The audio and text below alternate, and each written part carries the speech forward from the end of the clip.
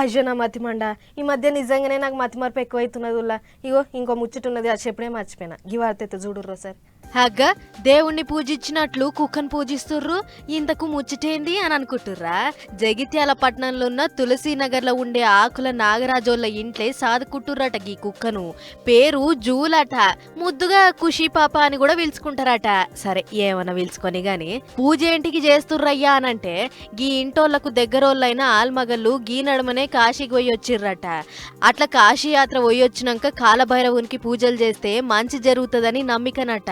ఇక అందుకే గీ ఖుషీ పాపకు తానం జపం చేపిచ్చి 4 కాళ్ళు మంచిగా కడిగిర్రు. ఆ టెంక నున్నగా దువ్వి ఇక అట్లా పూలదండేసి బొట్టు గిట్టు జోరుగా పెట్టిర్రు. ఇక గారెలు బూరెలు లడ్డూలు బాదుషాలు తినిపించి ఖుషీ పాపను మస్తు ఖుషి చేసిర్రు.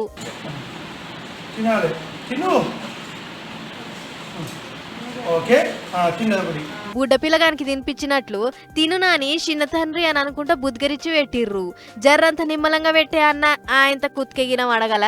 అగ్గో నాగరాజు అన్నేమో అంటున్నాడు. ఆ మహాశివుని దర్శనం అయిన తర్వాత కాలభైరవునికి పూజ చేయాలన్న సంకల్పంతో మా ఇంటికి వచ్చి జూలీ పుష్పాపకి పూజలు చేశారు. గదన్నట్లు ముచ్చట. కుక్కను కుక్క లెక్క చూడకుండా ఇంట్లో ఓ మనిషి లెక్కన చూస్తున్నారన్నట్లు. మూగ జీవాల మీద గట్టినే పారం ఉన్నది అని అనుకుంటుర్రు వీళ్ళ పూజలు చూసినోళ్ళు.